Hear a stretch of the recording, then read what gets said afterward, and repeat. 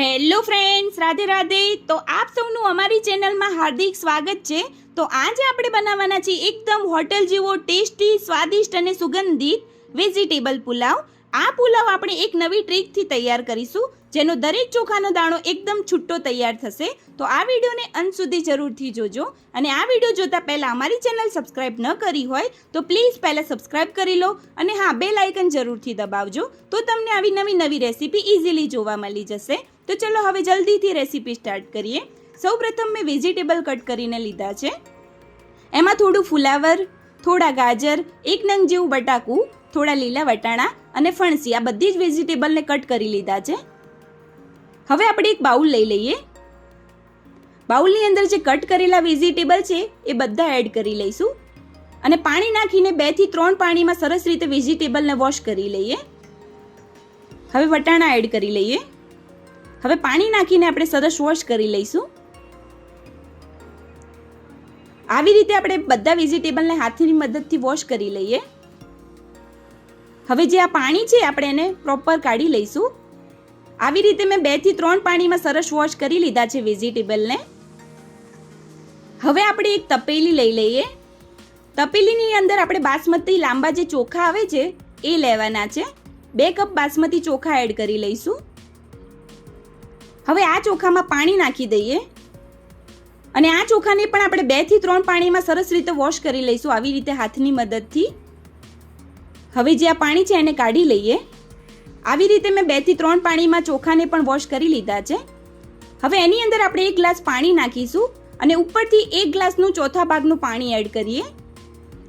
હવે કલર સારો આવે એના માટે થોડી હળદર, થોડું સ્વાદના એકોર્ડિંગ મીઠું, બંને સરસ રીતે મિક્સ કરી લઈએ.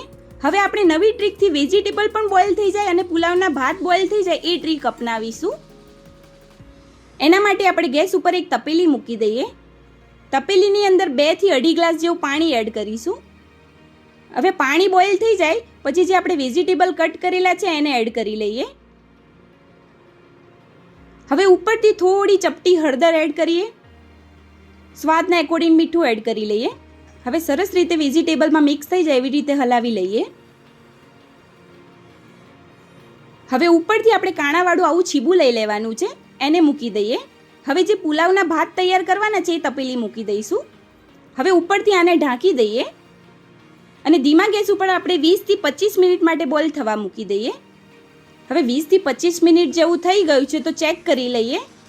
તો જે આપણા પુલાવના જે ભાત છે એ પ્રોપર રીતે બોઇલ થઈ ગયા છે અને પાણી પણ બળી ગયું છે.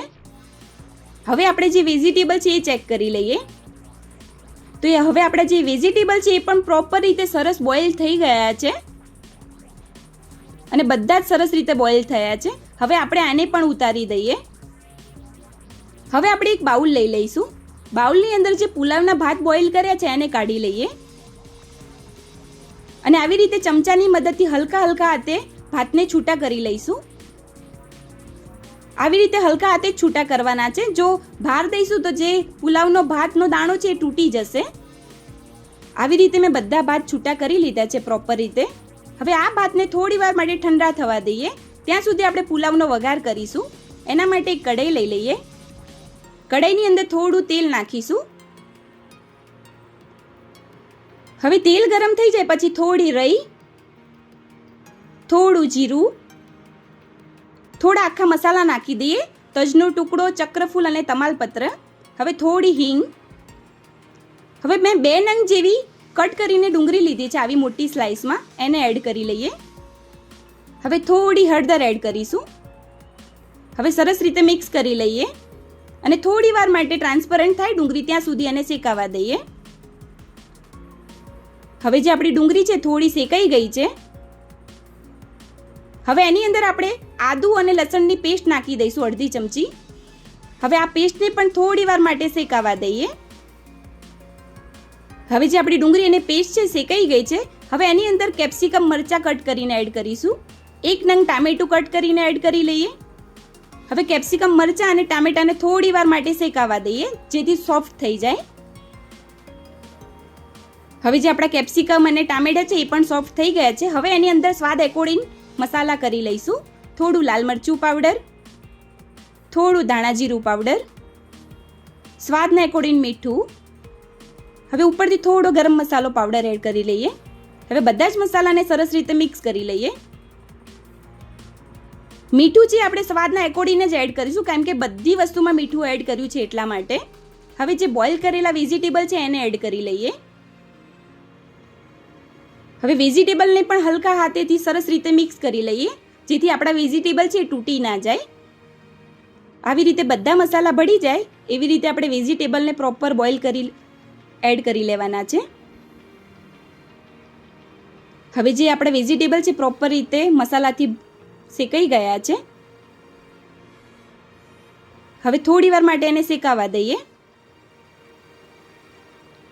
હવે જે આપણા વેજીટેબલ છે પ્રોપર મસાલાથી શેકાઈ ગયા છે. હવે આપણે ગેસનો ફ્લેમ બંધ કરીને કઢાઈને ઉતારી દઈએ. હવે જે આપણા પુલાવના ભાત છે ચેક કરી લઈએ તો સરસ રીતે ઠંડા થઈ ગયા છે. હવે એની અંદર વેજીટેબલનો વઘાર એડ કરી લઈશું. આવી રીતે વેજીટેબલનો વઘાર એડ કરી લીધો છે. હવે ઉપરથી કોથમીર એડ કરી લઈએ. હવે ચમચાની મદદથી સરસ રીતે આપણે વેજીટેબલ અને પુલાવના જે ભાત છે એને સરસ રીતે મિક્સ કરી લઈએ. આવી રીતે પ્રોપર પુલાવ છે તૈયાર થઈ ગયો છે, સરસ રીતે મિક્સ થઈ ગયા છે. અને જે આપણા ભાતના દાણા છે એકદમ છૂટા છૂટા તૈયાર થયા છે. હવે આપણે એક પ્લેટ લઈ લઈશું. પ્લેટની અંદર ગરમા ગરમ વેજીટેબલ પુલાવ સર્વ કરીએ. આ વેજીટેબલ પુલાવ ખાવામાં ખૂબ જ સ્વાદિષ્ટ અને ટેસ્ટી લાગે છે. તો તમે પણ આ ટીપ સાથે જરૂરથી એકવાર ટ્રાય કરજો. તમારો પુલાવ પણ હોટલ જેવો જ તૈયાર થશે. હવે તૈયાર છે સુગંધિત, ટેસ્ટી અને સ્વાદિષ્ટ વેજીટેબલ પુલાવ. આ પુલાવને તમે રાયતા, અથાણું અથવા ગુજરાતી કઢી સાથે પણ ખાઈ શકો છો. તો મિત્રો તૈયાર છે હોટલ જેવો વેજીટેબલ પુલાવ. તો તમને આ વેજીટેબલ પુલાવનો વિડીયો કેવો લાગ્યો એ કમેન્ટમાં જરૂરથી લખજો. અને વિડીયોને લાઇક અને તમારા ફ્રેન્ડ્સ ફેમિલી મેમ્બરમાં શેર કરજો. અને હા, અમારી ચેનલ સબસ્ક્રાઈબ કરવાનું ના ભૂલતા. હવે ફરી મળીશું આવી નવી રેસીપી ટિપ્સ સાથે. રાધે રાધે.